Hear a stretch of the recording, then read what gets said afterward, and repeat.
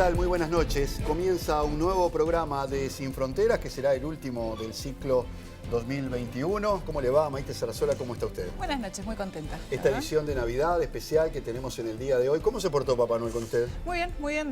Se ve que me porté bien este año. ¿Se portó bien este año? Sí. No Yo sé se ve usted. que no muy bien, porque no anduvo la cosa muy bien por ahí. Pero bueno, nosotros estamos acá con el gusto de siempre, como decíamos, cerrando este ciclo que lo vamos a dedicar especialmente a nuestra región, a nuestro continente, a Latinoamérica y algunos de los episodios más destacados que ha tenido este año precisamente que estamos cerrando. Sí, ¿Por qué? Vamos a empezar por Chile, porque hubo elecciones en Chile, y también vamos a meternos en Brasil porque se vienen el año que viene. Vamos a tener el análisis de Álvaro Padrón. Como siempre, con hechos trascendentes para el continente, para la región y que por supuesto tienen una incidencia directa sobre nuestro país. Pero comencemos con el repaso, sí señor, porque de las 5 elecciones presidenciales que hubo en el 2021 en Latinoamérica, 4 fueron ganadas por partidos de izquierda: Perú, Nicaragua, Honduras y el más reciente caso que es el de Chile. El único país donde se impuso una propuesta de derecha fue en Ecuador en el mes de febrero, con el triunfo del banquero Guillermo Lasso como presidente de ese país. Exacto, y estos resultados reconfiguran entonces lo que es el mapa político regional.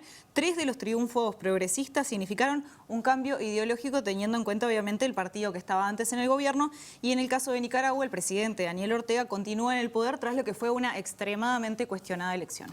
Bueno, precisamente de los 17 países latinoamericanos a principios de año, 12 estaban bajo gobiernos neoliberales y 5 progresistas, grupo que al terminar el año incorporó a otros 3 países, equilibrando esa balanza ideológica, si se le puede llamar así, 9-8 a favor de las derechas. Bueno, ¿qué es lo que se viene para 2022, para el año que viene? Estamos hablando de 3 elecciones presidenciales en total.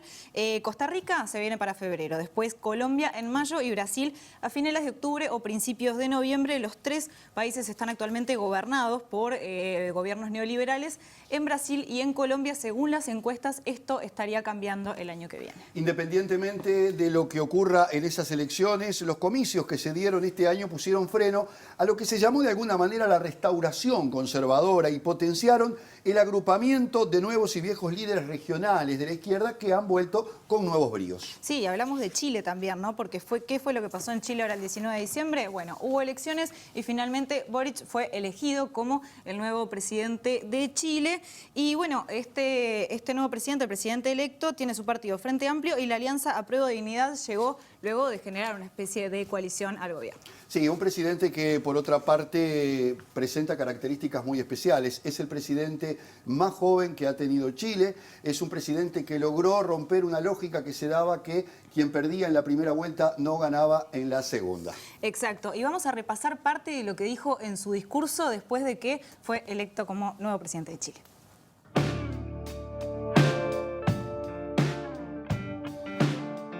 Quiero agradecer con especial énfasis a las mujeres de nuestra patria que se organizaron por todo el territorio para defender los derechos que tanto les ha costado alcanzar. Desde cosas tan básicas como el derecho a voto, que algunos osaron cuestionar, hasta el derecho a decidir sobre su propio cuerpo. Desde el derecho a la no discriminación por el tipo de familia que hayan decidido formar, hasta el reconocimiento por las tareas de cuidado que hoy realizan. Quiero decirles muy fuerte, cuenten con nosotros, ustedes serán protagonistas de nuestro gobierno. También, y veo banderas ondeando, a las disidencias y diversidades que han sido largamente discriminadas en esta campaña y vieron amenazadas los pocos logros que han tenido. En nuestro gobierno, quiero que sepan que la no discriminación y detener la violencia contra las diversidades y las mujeres junto a las organizaciones feministas va a ser fundamental. Bien, allí teníamos el discurso de Gabriel Boric, a quien le espera un año muy especial, porque recordemos además que está en pleno proceso el trabajo de la Convención Constituyente encargada de redactar la nueva Constitución. Además, Boric rompe con el esquema de partidos tradicionales que se habían alternado en el poder en Chile, y vamos a hacer un repaso de lo que ha sido la vida de este joven que de alguna manera llegó desde el movimiento social y estudiantil precisamente a la presidencia de ese país.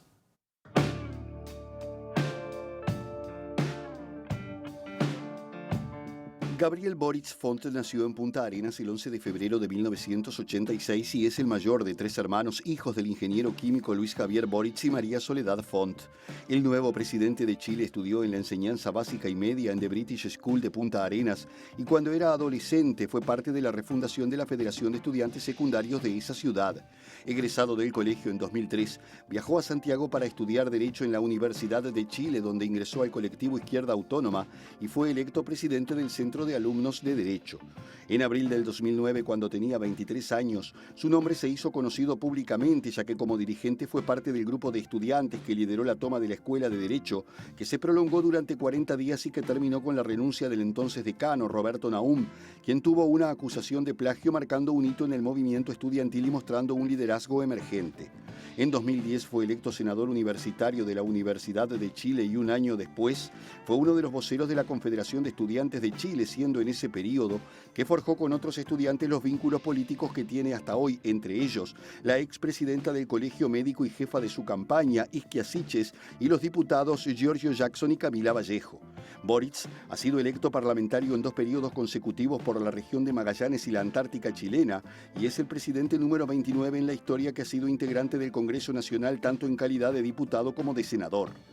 Un antes y un después en la vida política de Boric fue la decisión que tomó tras el estallido social del 18 de octubre de 2019, cuando firmó a título personal el Acuerdo por la Paz del 15 de noviembre que selló el camino para la elaboración de una nueva constitución. Y las propuestas principales del programa con el que Gabriel Boric se convertirá en el presidente más joven de Chile son cambios profundos en el sistema tributario, en salud, en pensiones y en educación, pero también apostando a la igualdad de género, que buscarán cambiar un modelo plagado de desigualdades profundizadas durante el gobierno de Augusto Pinochet y representando la llegada de una generación al poder que en su mayoría nació a finales de la dictadura.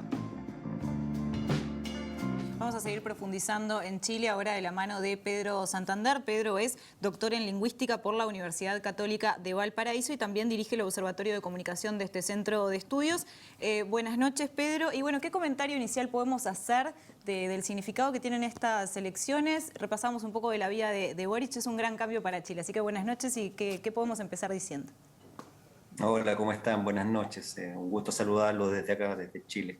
Sí, bueno, las notas introductorias que ustedes han mostrado creo que son muy informativas, dan bien cuenta de una parte de lo que ha ocurrido. Tal vez agregaría 1 o 2 elementos a ello. En primer lugar, la alianza política que sostiene a Gabriel Boric está conformada por el Frente Amplio, como ustedes bien dijeron, pero también por el Partido Comunista de Chile. Creo que es insoslayable, indiscutible, que esas son las 2 grandes fuerzas que sostienen políticamente, además con representación parlamentaria, con experiencia institucional y de gobierno en el caso del Partido Comunista, la propuesta y el gobierno de Gabriel Boric. Creo que faltó eso y es muy importante porque el Partido Comunista de Chile, no solo el partido más antiguo de todos los partidos que hay, además el Partido Comunista más antiguo del mundo, entre paréntesis, sino que es un partido con experiencia de gobierno. Fue parte del gobierno de Allende, fue parte del gobierno de Michelle Bachelet II y ahora va a ser parte de este gobierno, es decir, es un partido que va a suministrar cuadros con experiencia gubernamental. Y Camila Vallejo y muchos otros líderes estudiantiles también forman parte de ello. En segundo lugar, ustedes mostraron una parte del discurso de Gabriel Boric la noche del triunfo, que es una parte importante, interesante, pero ustedes destacaron en su edición fundamentalmente aquellos temas que tienen que ver con lo valórico, podríamos decir, ¿no? Las disidencias, el tema de género, que claramente es una parte importante de la propuesta programática de Gabriel Boric, pero en esa noche también él agregó temas de corte social, económicos importantes, no solo valóricos, y reafirmó en ese discurso algo que es importante de considerar, que es el fin de los fondos de pensiones, ¿no? De las AFP. No sé si ustedes en Uruguay le dicen así. Las AFP son fondos de pensiones que acumulan más o menos 200.000 millones de dólares, dinero de todos los chilenos, que son el corazón del sistema financiero y bancario chileno, y por lo tanto tocar esos intereses que lo único que han dado hasta ahora son miserias miserables, pero grandes fortunas para unos pocos, es meterse con el sistema, con grandes intereses, con importantes intereses, con el sistema financiero y bancario nacional. Creo que esos 2 elementos son importantes a considerar. Y por último, de que comenzó el momento en que una nueva generación en nuestro país se hace cargo de los destinos de la nación, sin ninguna duda. nuestro país ha estado dirigido de alguna manera por la generación de los 60 y los 70, ¿no? Es más o menos la misma generación que envejeció, ¿no? Sin soltar las manijas del poder, y fue en este caso desplazada, ¿no es cierto?, por la fuerza social, política y electoral de una nueva generación que no forma parte de los partidos tradicionales de la Concertación, por ejemplo, y que hoy se hace cargo de dirigir el país. Pedro, tú has escrito bueno, varias notas sobre el uso que han hecho los sectores de derecha de las redes, particularmente para difundir mensajes de odio o fake news. Creo que los casos más emblemáticos son los de Donald Trump, los de Bolsonaro, los de Macri en Argentina. ¿Cuál ha sido el uso que ha dado Boric a las redes sociales, sobre todo antes del balotaje, que evidentemente han tenido una incidencia importante, y teniendo en cuenta que la izquierda ha estado como rezagada en el uso y el aprovechamiento de unas redes que aparentemente han llegado para quedarse también en la política? Correcto. Yo, junto con un equipo que dirijo aquí en la Universidad Católica del Paraíso, nosotros hacemos análisis, seguimiento, monitoreo de datos digital, de redes sociales en contextos electorales, pero también de lo que se llama discurso de odio o violencia digital. Y lo que nosotros hemos detectado, y sí, nuestros estudios han tenido harta difusión aquí a nivel nacional, hemos detectado cómo opera, hemos logrado entender, describir cómo opera la derecha en redes sociales en Chile, sobre todo la ultraderecha. Y es un poco la escuela de Steve Bannon, ¿no? Por un lado es nuevo para nosotros, pero por otro lado no es tan nuevo porque, como tú bien dices, tanto en Brasil, en Estados Unidos, bueno, en España y en otros países esto es como un guión, ¿no? Y el guión, mira, es una mezcla explosiva, ¿no? El guión le mete a esa mezcla, a ese cóctel, le mete fake news, ¿ya? A gran escala es como una industria de fake news. Lo terrible es que las fake news no solo circulan por las redes sociales, por Instagram, Facebook, Twitter, qué sé yo, sino que son impulsadas por personajes de derecha que tienen representatividad institucional, diputados, senadores, presidentes de partido. En segundo lugar, por discurso de odio. Eso es un discurso muy misógino y muy de odio político. Y en tercer lugar, y eso faltaba y se dio en Chile los últimos 2-3 días antes de las elecciones, ¿no es cierto?, al discurso de odio y a las fake news, se suma los anuncios de posible fraude electoral, ¿no? En la escuela de Steve Bannon, como te digo, es lo mismo que hace Trump, que ha hecho Bolsonaro, que si yo no gano va a haber fraude y vamos a cuestionar las elecciones. Todos esos elementos se dieron en esta campaña como nunca antes en Chile. La verdad que fue inédito para nosotros. El uso de fake news, por ejemplo, que mostraban a Boric en situaciones que eran trucadas, que afirmaban cosas que eran absolutamente falsas.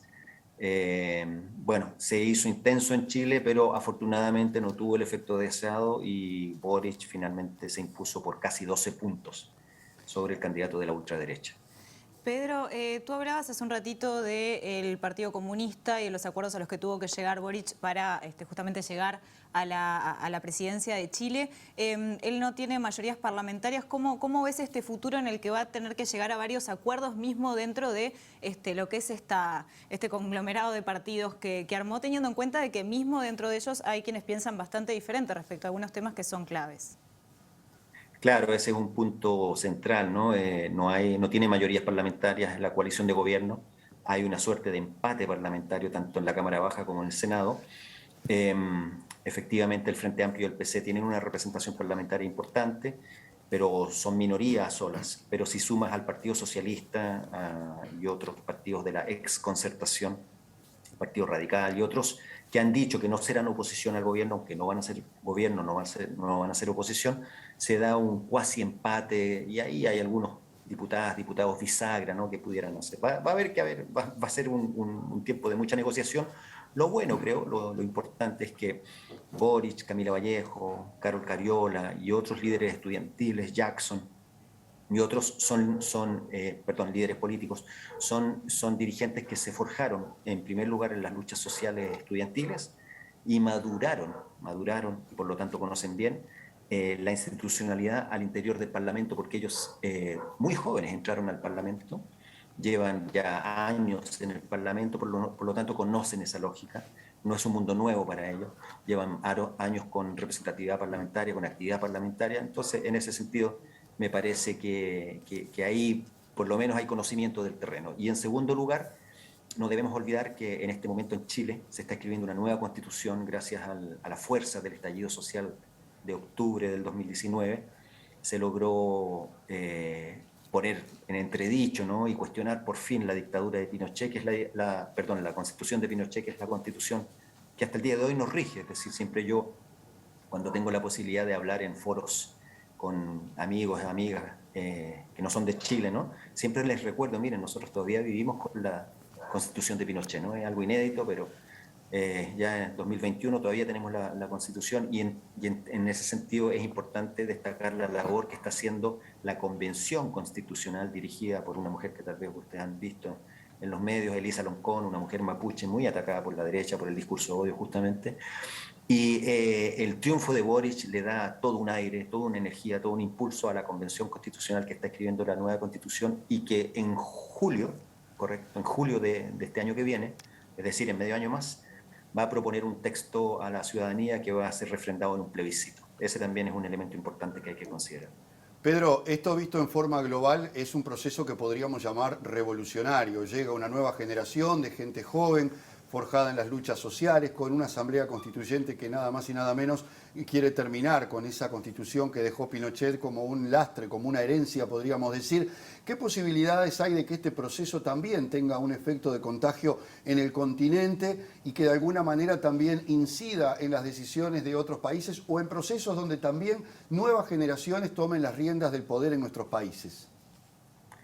Claro, mira, yo lo denominaría un proceso de transformación profunda, no llega a ser revolucionario, pero sí de transformación profunda.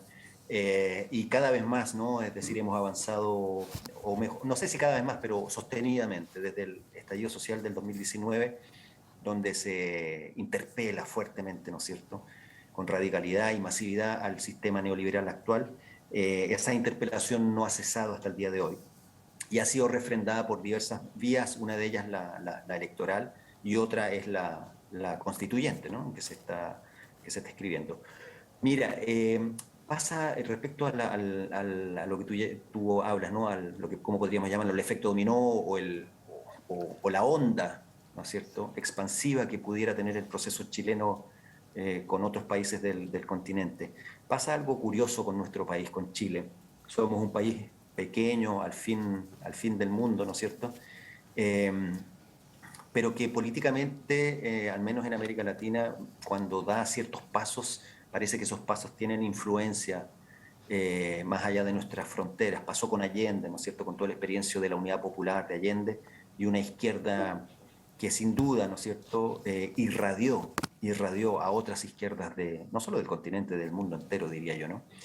Pasó luego, ¿no es cierto?, con lo que vino con la dictadura terrible de Pinochet que tuvimos, que eso también no solo derrotó a la izquierda chilena, sino que fue un golpe durísimo para una concepción de la izquierda y una concepción de cómo llegar al poder, ¿no es cierto?, en el marco de la institucionalidad liberal, y tuvo efectos muy desmoralizadores en la izquierda mundial. Y yo pienso que en este caso concreto que estamos viviendo ahora, pienso que el cuestionamiento que se le está haciendo al sistema neoliberal.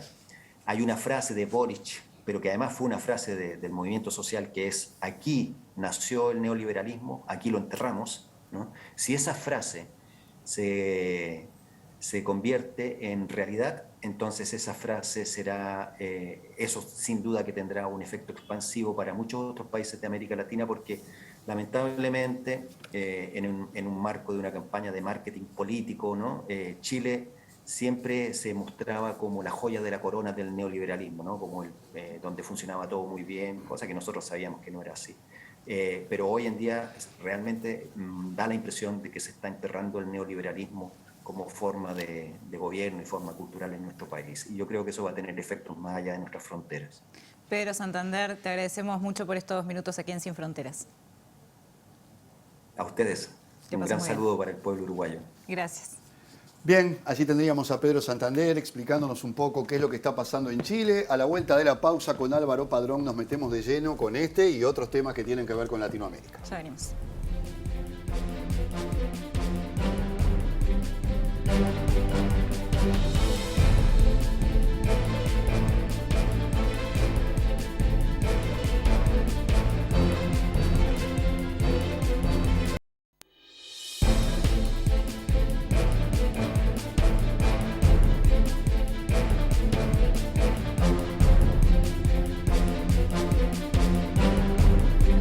Chile Sin Fronteras y ahora repasamos un poco lo que era el mapa político de la región y cómo ha cambiado y ahora vamos a seguir metiéndonos en eso pero con Álvaro Padrón. Álvaro, buenas noches. ¿Qué tal? ¿Cómo están? Bien. Contento de estar aquí en el último programa. En el último programa y hablando aparte de la región. Hablábamos de cómo ha cambiado el mapa político regional. Hace unos años se hablaba mucho del fin del ciclo progresista, ¿no? Recordemos después de, por ejemplo, cuando ganó Macri en Argentina o Bolsonaro, el caso de Bolsonaro en Brasil. ¿Considerás que ahora estamos frente a otro fin de ciclo con todo esto que está pasando también? Sí, sin duda, porque aquel fin de ciclo progresista fue muy discutido, muy resistido como idea y yo creo que se confirmó absolutamente, ¿no? Había alguna disputa en algún país y parecía que entonces podía estar en entredicho, pero yo creo que no cabe duda que terminó ese ciclo progresista y que lo ocupó un ciclo conservador que está terminando muy rápido y quizá esa sea la reflexión y lo que haya que mirar, ¿por qué tan rápido? ¿No? Porque ese ciclo progresista... En un periodo, digamos. Claro, exacto, porque el ciclo progresista estuvo casi 15 años, podríamos decir, en general 3 periodos, y mientras que el ciclo conservador está durando muy poco, hay una teoría, un libro que les recomiendo a ustedes y a la audiencia, se llama El cero y el infinito, que se refiere al péndulo, ¿no? De la historia, como que la historia se mueve con un péndulo que de alguna manera va moviéndose, pongamos en términos de políticos de izquierda a derecha, y sí, se movió ese péndulo en América Latina desde la izquierda hacia la derecha. Siempre esa teoría dice que se mueve un poco más de lo que realmente termina consolidándose en términos, por ejemplo, de políticas públicas, ¿no? Y ni la izquierda logró cambiar tanto, y eso fue evidente, ni tampoco ahora los sectores conservadores lograron mover el péndulo como parecía. Y yo creo que lo corto tiene que ver fundamentalmente con que le cuesta mucho a los sectores conservadores tener un proyecto para América Latina. América Latina es una región periférica, en donde es muy difícil hacer con éxito determinado tipo de políticas. Entonces parece que el formato, el modelo más conservador ya está teniendo poco arraigo en nuestra región y la comparación entonces de estos dos ciclos, insisto, creo que estamos frente a un cambio de ciclo, demuestra que el ciclo progresista fue capaz de sostenerse un periodo, digamos, un tiempo mayor que lo que está haciendo el sector, el periodo conservador. Y Álvaro, en lo que refiere a este periodo conservador, podemos pensar, quizás reflexionando un poco contigo, ¿no? Que fue cuando se dice, por ejemplo, el voto castigo, que fue como un amedrentamiento, digamos. Sí, tiene mucho que ver, porque primero la idea de cambio siempre es fuerte en cualquier elección, ¿no? Entonces, yo creo que lo más potente que tuvo la oferta conservadora frente al ciclo progresista fue eso, un cierto desgaste, proponer el cambio. Si ustedes observan, bueno, llegó a utilizarse cambio como nombre de un partido. El caso de Argentina, Cambiemos. Es muy interesante, ¿no?, estudiar eso en política, cómo va perdiendo densidad los nombres de los partidos, que normalmente tenían que ver con ideologías, claro, a empezar a tener nombres muy puntuales, ¿no? Cambiemos, Podemos. Sí, y vale para cualquier sector político, ¿no? Hay como una idea más del marketing que de la filosofía, de la ideología, pero cuando digo Cambiemos no puedo evitar pensar en Macri y en Argentina. Si ustedes observan, Argentina siempre hace punta con esos cambios, ¿no?, de ciclo. Tiene como una capacidad de estar al frente, y yo diría nosotros de estar como medio atrás, ¿no? Entonces, estamos frente a un cambio de ciclo. Yo creo que tuvo que ver con Argentina, tuvo que ver con Bolivia y ese periodo tan raro en donde parecía que no era una elección. ¿Se acuerdan que toda la polémica de lo que, entre comillas, algunos caracterizaron como golpe? Luego volvió a haber una elección y por lo tanto la ratificación, yo creo que es de los casos más emblemáticos de este cambio de ciclo. Perú con toda su inestabilidad, Honduras, que lo tratamos mucho en este programa, Ecuador, me van a decir, no, Ecuador cayó digamos, en la cuenta de gobiernos conservadores, pero miren que fue extremadamente parejo y está muy cuestionado ese gobierno por otro programa que tratamos, que es los Pandora Papers. Chile. Chile es el punto que yo diría puso este cambio de ciclo en otro nivel, porque Chile es el modelo conservador por excelencia. Lo fue en la dictadura, lo hablamos en este programa, lo fue luego en la apertura democrática con un montón de políticas que tuvieron que ver con achicamiento del Estado, con la apertura unilateral al mundo, con un papel de la economía, ¿no? Exacto, con la desigualdad. Es decir, el modelo chileno y esta elección de alguna manera da la pauta de que hay un agotamiento de una propuesta para América Latina que no termina de prender, que es la propuesta, algunos le pueden llamar neoliberal, conservadora, lo que sea. Yo lo que estoy diciendo es que empezó a moverse el péndulo para otro lado y el año que viene es clave, porque en realidad ese péndulo solo se va a terminar de mover cuando haya una elección en Brasil. Claro. ¿Y qué es lo que prevés para eso? ¿Cómo es la situación en Brasil? Nos vamos a meter a fondo en el tercer bloque, pero bueno, como para ir abriendo un Y poquito yo creo la que cancha. es el tema que nos va a ocupar el año que viene casi por completo.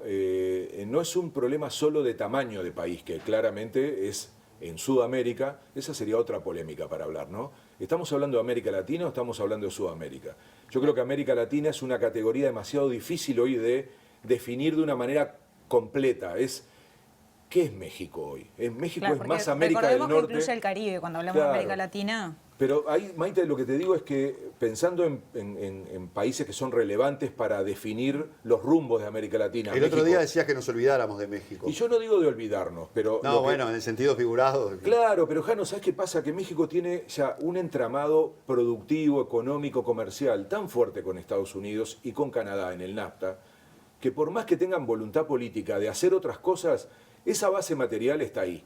Lo que luego tienen es política internacional, que la hace muy bien. Hablamos, ¿se acuerdan? De la CELAC, hablamos de la idea de transformar a la OEA, hablamos de las iniciativas de México en clave política, pero olvídense en materia comercial, productiva, migratoria. Los mexicanos no vienen para el sur, van para el norte. Entonces, hay una realidad que hace que esa parte de América Latina quede demasiado asociada a los destinos del norte, mientras que Sudamérica, lo defino claramente de Panamá para abajo, tiene una característica, una composición, una interrelación que sí es un sujeto a poder analizar como un sujeto coherente, con cierta lógica de similitud, porque si no nos cuesta mucho, seguimos hablando en general y nos va a costar mucho definir, por ejemplo, esto que estamos hablando ahora, si hay un cambio de ciclo o no, y yo ahí sí pongo a la potencia de la región que es Brasil, y por eso insisto que para que terminemos de decir que efectivamente hay un cambio de ciclo consolidado, la elección va a ser la de Brasil. Antes de meternos de lleno también en otros temas, Álvaro, si miramos el contexto internacional, incluso algunos temas que hemos estado abordando en este programa, ¿qué se puede decir del papel de América Latina en el contexto global con todos estos gobiernos? Pongamos el caso de Bolsonaro, que ha sido el más emblemático, pero no únicamente. Es decir, bueno, ¿cómo se ha parado América Latina en este periodo de gobiernos conservadores frente al resto del mundo? ¿Cómo está considerado? Mal parada. Hay un término que yo uso mucho. América Latina tiene una creciente irrelevancia internacional. Y no estoy haciendo una opinión en el aire. Todos los indicadores duros demuestran eso. Porción de la población, peso estratégico, proyección militar, capacidad diplomática, volumen de comercio, volumen de inversiones. Es decir, nos estamos achicando en el mundo. Comparado con cualquier otra región y en cualquier indicador, América Latina va perdiendo relevancia. Esto es algo que tenemos que asumir, porque si no vemos ese problema, no vamos a poder entender por dónde irían las soluciones. Tiendo a pensar hasta en el fútbol, ¿no? Y aunque alguien pueda decir, no, seguimos siendo muy potentes, América Latina genera grandes equipos, grandes jugadores, terminan siendo exportados y tiene mucho que ver con la concepción con la que estamos perdiendo peso, porque en general lo que hacemos es exportar. No logramos consolidar, y no uso el fútbol por una cuestión de fanatismo, tiene mucho que ver con la lógica cultural, económica, vamos perdiendo relevancia, no logramos retener cerebros, capacidad de producción, personas exitosas, todo eso tiene que ver con la relevancia de una región, de un país. Entonces, un país que expulsa sus capacidades, sean humanas, sean económicas, sean futbolísticas, está teniendo un problema. Y entonces creo que ese asunto de la irrelevancia se vincula con algo que tratamos en el último programa, que es el tema de la integración. En ese sentido, Álvaro, en el último programa justamente repasábamos un poco lo que fue la cumbre de jefes de Estado del Mercosur, que terminó con varias tensiones, Uruguay abriéndose un poco de la decisión que tomaron los otros tres países. ¿Cómo cerramos nosotros entonces el año en materia diplomática en Uruguay y cuál es el rol justamente de estos bloques para lograr esa relevancia de la que tú hablas? Que Bueno, Uruguay está yendo por el camino contrario, ¿no? Está, claro, va como a contrapelo de esta estrategia que yo insisto, es la única que nos puede permitir ser relevantes en el mundo, que es tener la escala, el peso para poder discutir lo que también fue un hilo conductor de este programa, que es la idea de cómo te parás frente a un cambio de época, cómo influís en un nuevo orden mundial. Eso solo ocurre con peso, con tamaño, con escala, con poder de influencia. Eso solo se logra si nos integramos. O sea, la integración es un factor clave.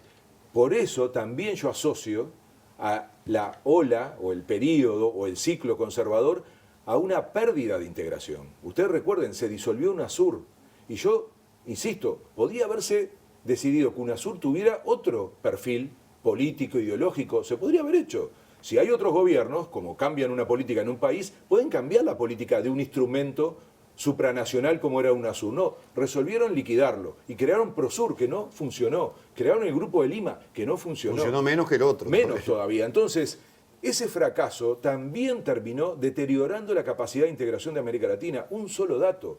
Nosotros no logramos coordinar nada de la pandemia en nuestra región, ni las vacunas, ni el sistema de circulación de las personas, ni un mínimo de coordinación en materia de conocimiento, no pudimos, de compras, de nada de lo que normalmente hace una región pudimos hacer aquí, y ese es el resultado de la desintegración.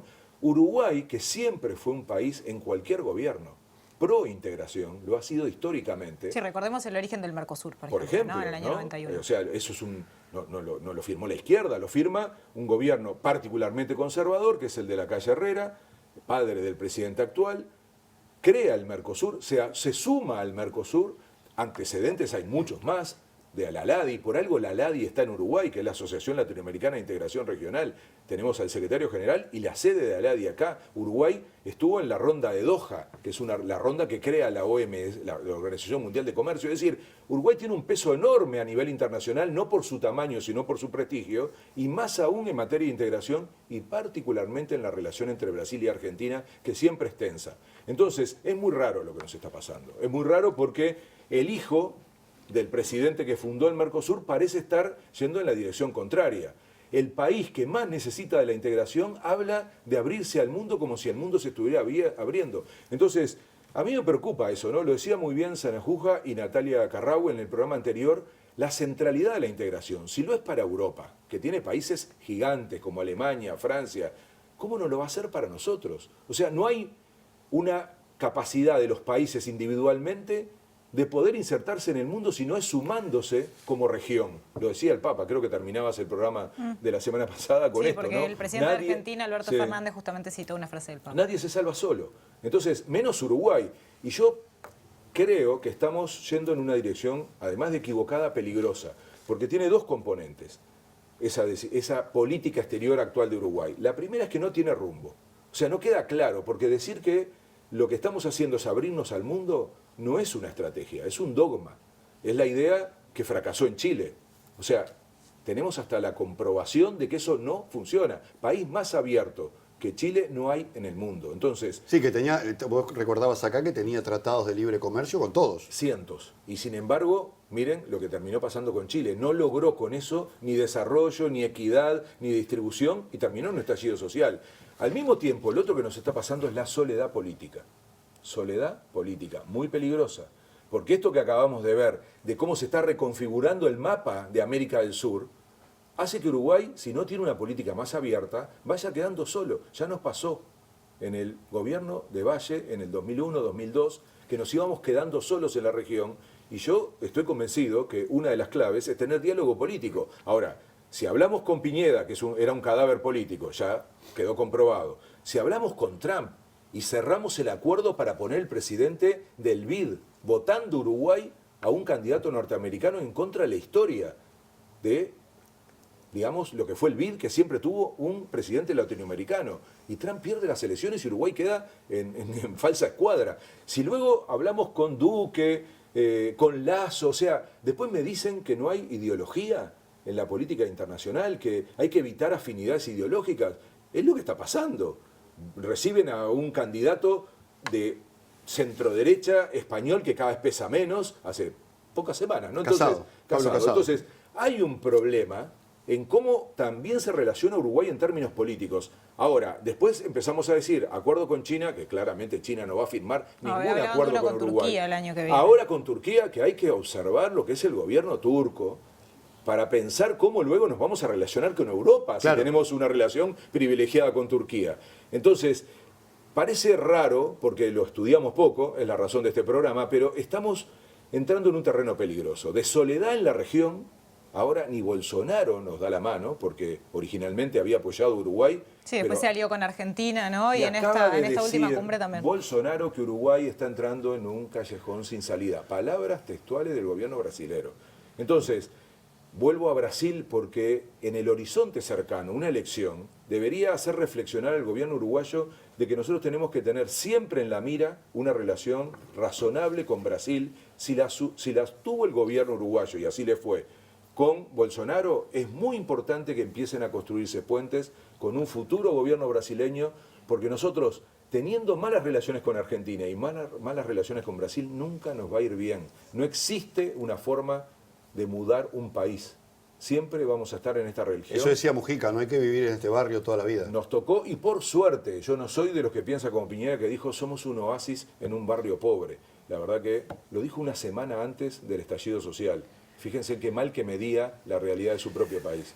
Álvaro, vos decías, es una especie de fracaso que América Latina no logre una integración como Europa, que logre traspasar, más allá de los problemas que hoy puede tener con algunos gobiernos, lo estrictamente político. Es decir, que venga el gobierno del signo que sea, va a tener que atenerse a determinadas normas que rigen para toda la Unión Europea. Eso está claro que en América Latina, y mucho menos en el Mercosur, no se ha logrado. Se puede decir también que hay un cambio en cuanto a la salida o al corrimiento de los partidos tradicionales, si miramos algunos fenómenos de los más recientes en América Latina, incluido el propio Bolsonaro, si querés.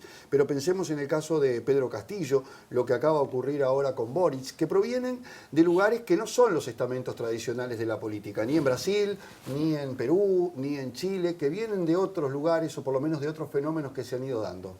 Sí, es un fenómeno que recorre el planeta. El programa pasado también ustedes empezaron con el tema polarización, ¿no?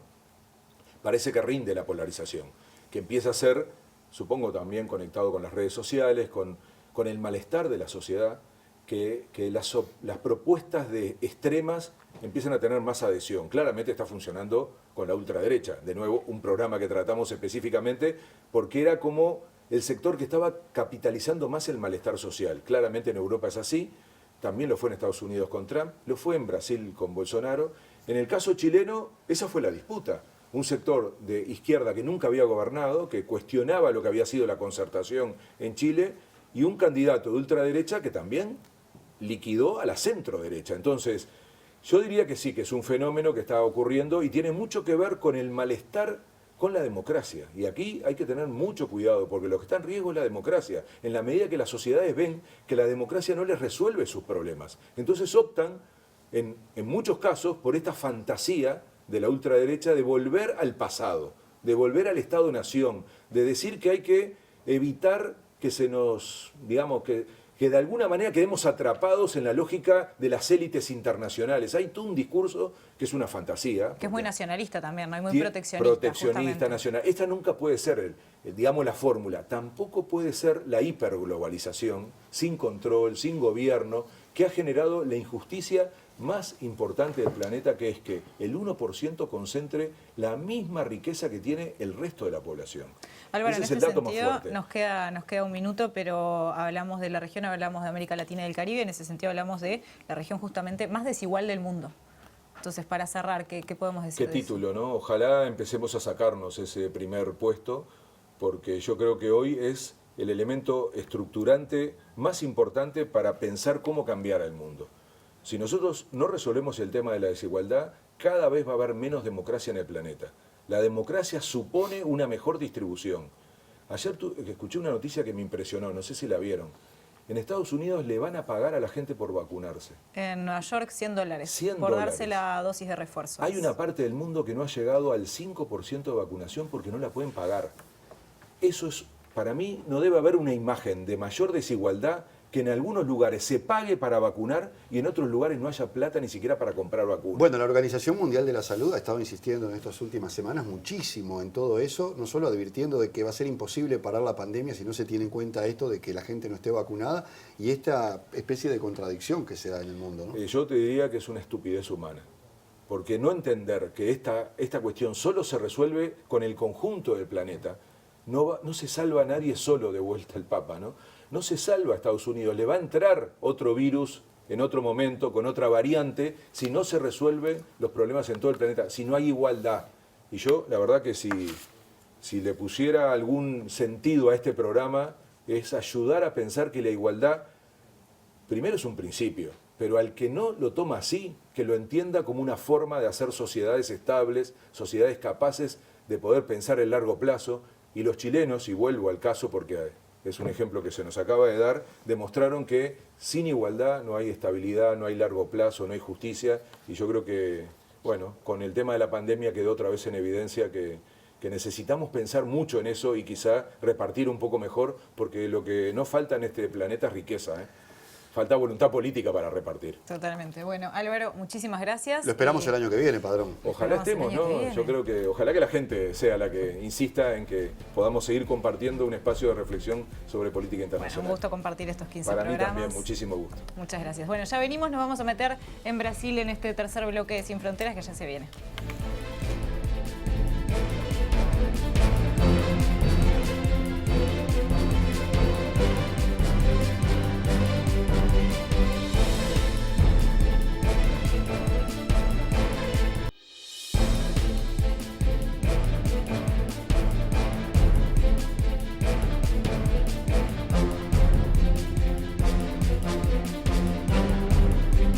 Ingresamos en el último tramo de Sin Fronteras por el día de hoy, con este balance latinoamericano y el primer año que hemos tenido con la mirada puesta en Brasil, la principal potencia del sur del continente y que junto con México son el motor comercial y económico de la región. Sí, exactamente. El año que viene va a haber elecciones y su presidente, como decíamos, Jair Bolsonaro, va a intentar la reelección en un escenario que en principio no le es para nada favorable. ¿Por qué? Bueno, cierra el año con el peor registro de aprobación desde que comenzó su mandato el 1 de enero de 2019.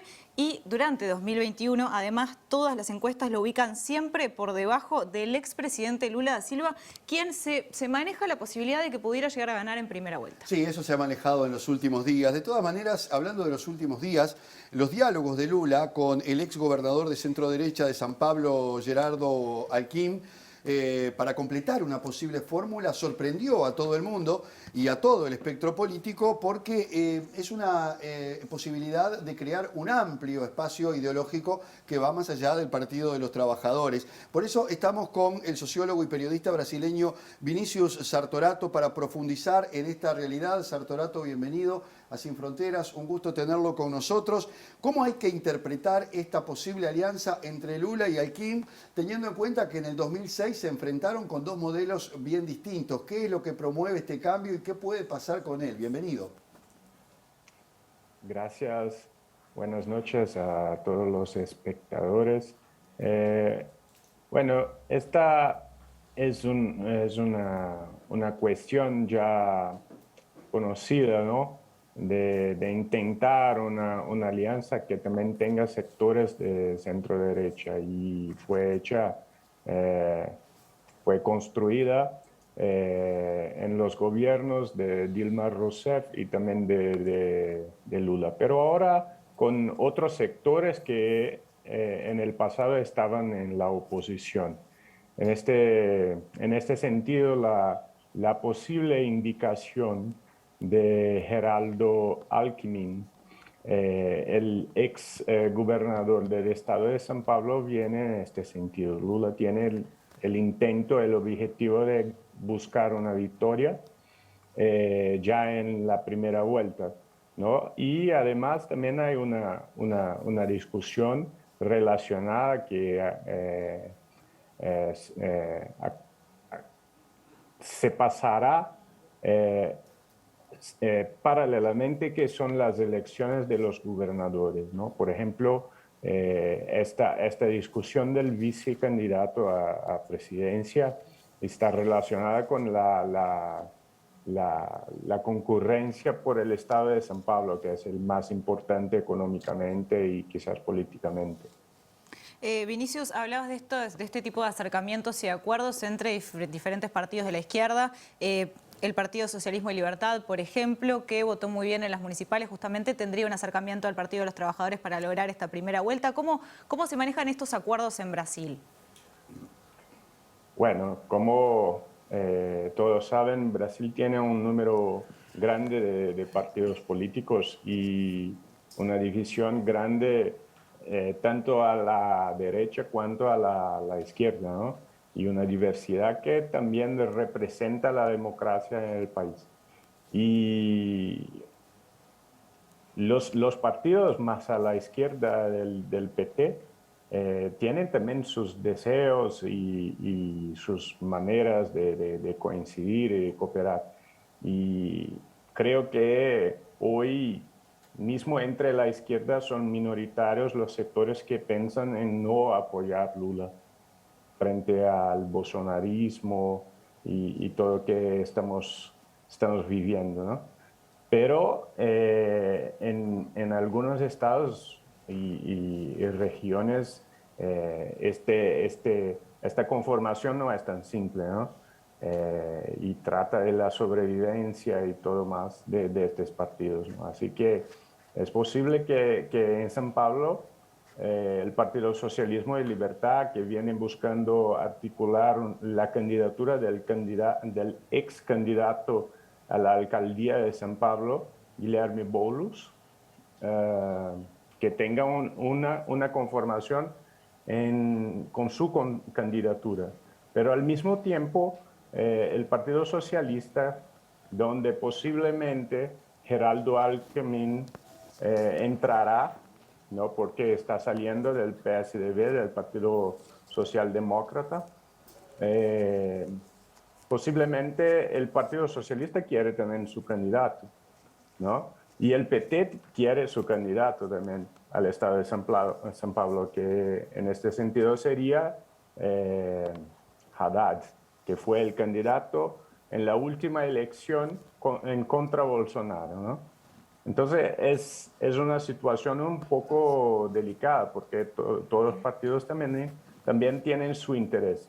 Pero creo que para la elección presidencial la alianza será más amplia, ¿no? Hasta mismo por el favoritismo que las encuestas demuestran sobre Lula, ¿no? Sí, una cosa es a veces lo que promueve cada candidato en cuanto a las preferencias de la gente y después los partidos que lo respaldan y toda esa articulación. Ahora, Vinicius, ¿qué está pasando en Brasil con los movimientos sociales particularmente? Recién veíamos que en Chile han tenido un rol preponderante en el cambio del estado de cosas. ¿Qué pasa con los movimientos sociales brasileños y la relación de Lula y el PT con estos movimientos? ¿En qué medida van a favorecer un regreso de Lula al poder eventualmente en el caso de que gane las elecciones? ¿Qué rol están cumpliendo hoy esos movimientos? Bueno, es un momento difícil, ¿no? De ataques del gobierno Bolsonaro, no solo a los movimientos sociales, al movimiento sindical, ambientalista, de juventudes, de mujeres, pero también en otros sectores. Así que es un momento difícil, pero estas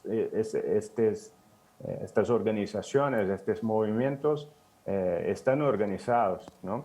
Y contestando, ¿no? Por ejemplo, todo lo que está pasando, aún pasando sobre la cuestión de la vacunación acá, de la pandemia, la situación económica, más allá de la pandemia es terrible, ¿no? El país está con una situación de alto desempleo, inflación, hay una cuestión de la salida de capitales también, porque mismo el ambiente político, económico que creó Bolsonaro con sus bravatas, con sus discursos locos,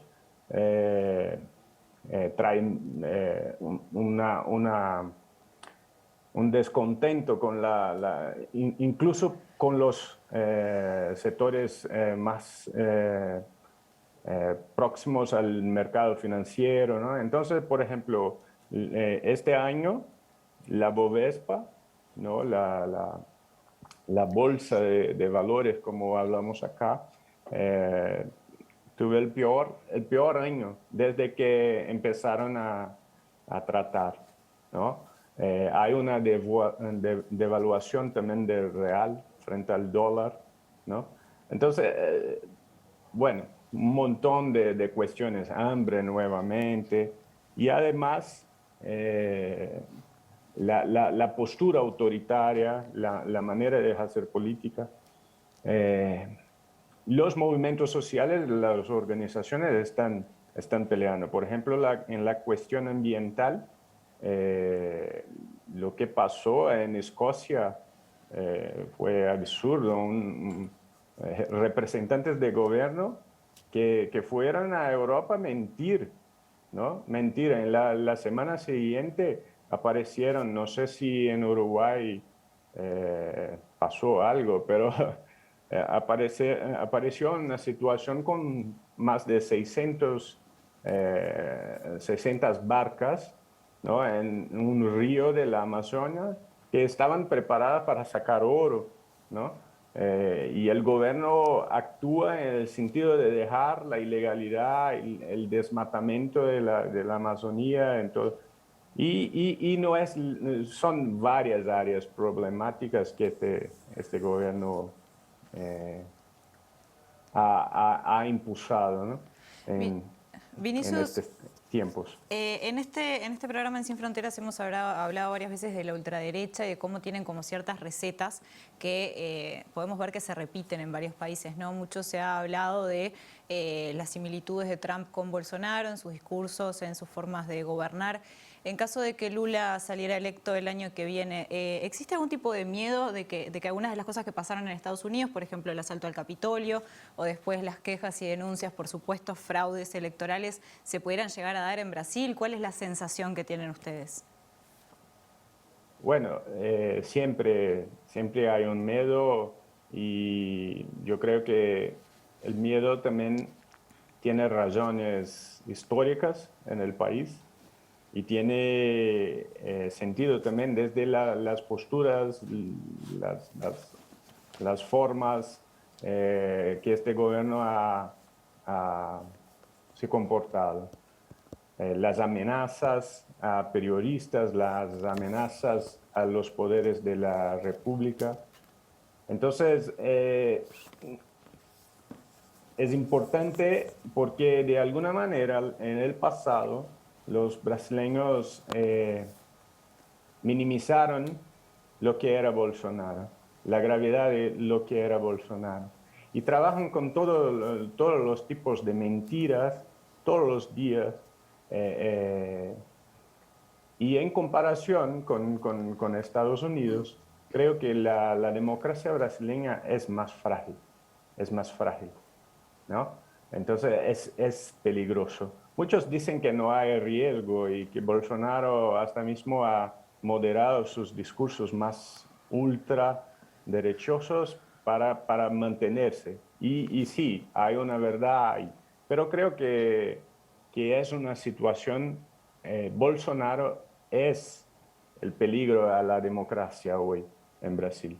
Entonces, creo que por lo más que muchos piensen que bueno, estamos lejos de una situación de violencia política en las calles, de un golpe de Estado, creo que debemos estar atentos, porque lo que ya vimos ya es mucho. Naturalmente deseamos que esa circunstancia en ningún sentido se llegue a dar, salga quien salga presidente, ocurra lo que ocurra. De todas maneras, al sociólogo y periodista Vinicius Sartorato, muchísimas gracias por acompañarnos esta noche aquí en Sin Fronteras. Muchas gracias. Bien, Sarasola, y vamos llegando al final del programa. Llevamos el último ciclo de este Sin Fronteras 2021, en el que antes que nada debemos agradecer a todos estos compañeros que nos rodean y que han hecho posible que este para salir programa al aire salga al aire. Mucho trabajo de muchas personas. Sí, señor, a todos los cámaras, a la gente de edición, a la gente del control, a nuestra querida Susana López, la productora general de este programa, a Álvaro Padrón, en fin, a todos los que han contribuido para que Sin Fronteras estuviera en la pantalla de TV Ciudad en este 2021. Bueno, ojalá nos podamos encontrar el año próximo. Bueno, está previsto que sí. Está previsto que sí. Está previsto que sí. Bueno, por eso mismo. Se dice. Ojalá nos podamos encontrar todos en el 2021. 2022. Les deseamos que hayan tenido una buena Navidad, un mejor año nuevo y será hasta el 2022 con Sin Fronteras. Fue un gusto compartirlo y bueno, nos vemos pronto entonces. Chao.